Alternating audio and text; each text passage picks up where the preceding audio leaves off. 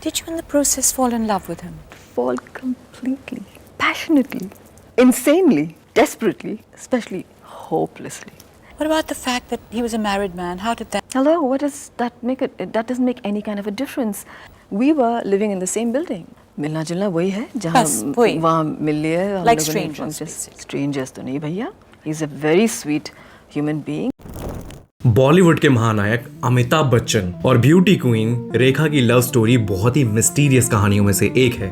ये एक ऐसी कहानी है जो कि एक खुली किताब तो नहीं, लेकिन 50 साल बीत जाने के बाद भी लोग आज भी इसके बारे में बातें करते हैं। अब सवाल ये आता है कि इस कहानी की शुरुआत कहां से हुई। ये जानने के लिए हमें वक्त में काफी पीछे जाना पड़ेगा, लगभग 70 के दशक में। जमाना था 1970 का, जब अमिताभ बच्चन अपनी टॉल, डार्क और हैंडसम वाली इमेज के साथ बॉलीवुड में छाए हुए थे, और वहीं दूसरी तरफ थी रेखा, जो कि एक जबरदस्त ब्यूटी, बोल्ड और ग्लैमरस एक्ट्रेस।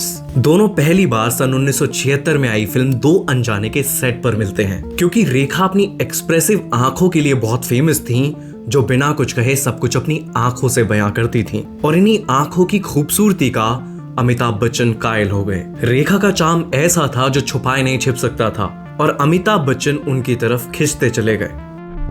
ऑन स्क्रीन जो इन दोनों के बीच में केमिस्ट्री थी वो ऐसी थी जो कि एक कपल के ही बीच में हो सकती थी। सेट पर दोनों घंटों टाइम बिताया करते थे, प्रोफेशनल और पर्सनल बातें हुआ करती थी। इवन मूवी के डायरेक्टर स्टाफ भी इन बढ़ती हुई नजदीकियों को बहुत गौर से देख रहे थे। अब उस जमाने में सोशल मीडिया तो होता नहीं था, लेकिन छोटे मोटे आर्टिकल कभी न कभी किसी न किसी मैगजीन में छपा करते थे। अब इस कहानी में थोड़ा सा आगे बढ़ने से पहले मैं आपसे एक छोटी सी रिक्वेस्ट करना चाहता हूं कि प्लीज आप मेरे चैनल को सब्सक्राइब जरूर कीजिए, क्योंकि ये मेरे लिए मोटिवेशन का काम कर सकता है। अब वक्त में थोड़ा सा पीछे चलते हैं और ये जानने की कोशिश करते हैं कि अमिताभ और जया बच्चन का रिलेशनशिप किस तरीके से स्टार्ट हुआ था। मे बी अगर आपको ना पता हो तो मैं बता देता हूँ कि अमिताभ बच्चन ने जया बच्चन से लव मैरिज की थी, और ये लव मैरिज कितनी ड्रामेटिक थी वो भी मैं आपको आगे बताने वाला हूँ। अमिताभ और जया बच्चन पहली बार सन 1971 में फिल्म गुड्डी के सेट पर मिले थे। हालांकि दोनों ने मूवी साथ में तो नहीं की थी, लेकिन इनकी नजदीकियां और इनकी दोस्ती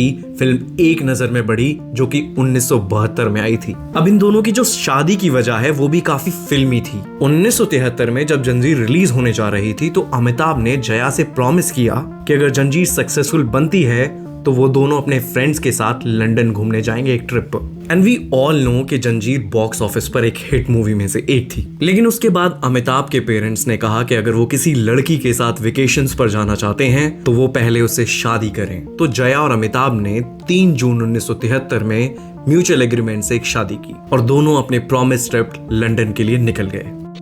रेखा और अमिताभ बच्चन ने 1976 से लेकर 1981 तक 10 मूवीज में साथ काम किया, और धीरे धीरे उनकी नजदीकियों के चर्चे बढ़ने लगे। लेकिन कभी भी ऐसा नहीं हुआ कि अमिताभ बच्चन ने इन रूमर्स पर कोई एक्सप्लेनेशन दी या फिर उसके बारे में कोई टिप्पणी की, और वो हमेशा इस रिलेशनशिप को लेकर खामोश ही रहे। लेकिन एक दिन यह खामोशी ज्वालामुखी बनकर फटी, जब रेखा ऋषि कपूर और नीतू सिंह की वेडिंग रिसेप्शन में सिंदूर लगाकर पहुंच गई। अब तक सभी लोगों को बस ये पता था कि रेखा अनमैरिड है, लेकिन उनका सिंदूर लगाकर पार्टी में आना बहुत सारे सवाल खड़ा कर गया कि क्या रेखा और अमिताभ बच्चन साथ में शादी कर चुके हैं।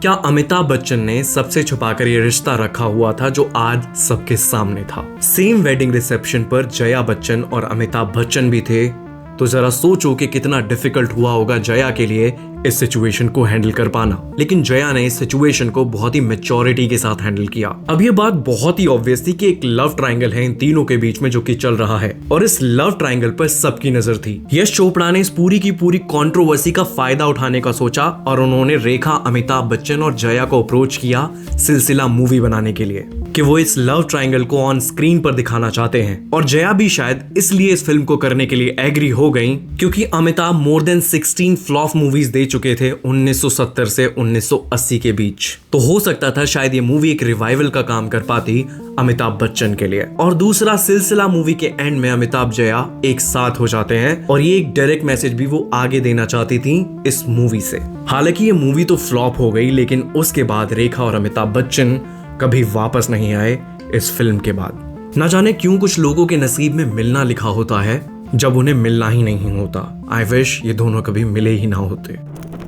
रेखा ने मूव ऑन किया और अपने करियर पर फोकस करना स्टार्ट किया। अमिताभ बच्चन और जया बच्चन भी अपनी मैरिड लाइफ में इन्वॉल्व हो गए और बिना किसी क्लोजर के ये दास्तान ऑलमोस्ट खत्म हो गई।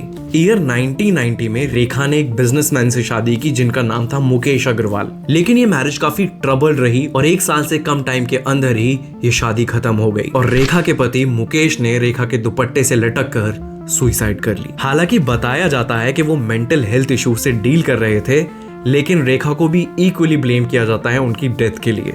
लेकिन मुझे नहीं लगता कि रेखा ने पब्लिकली इस बारे में कभी कोई अपना ओपिनियन या कोई अपना थॉट शेयर किया या इस पूरी की पूरी सिचुएशन के बारे में रेखा ने कभी खुलकर बात की। आज भी रेखा पब्लिकली अमिताभ बच्चन के बारे में बात करती हैं, आज भी वो बिग बी की सक्सेस पर सेलिब्रेट करती हैं, लेकिन साथ नहीं है। तो ये थी अमिताभ बच्चन और रेखा की एक अधूरी प्रेम कहानी। देखने के लिए बहुत बहुत धन्यवाद आपका।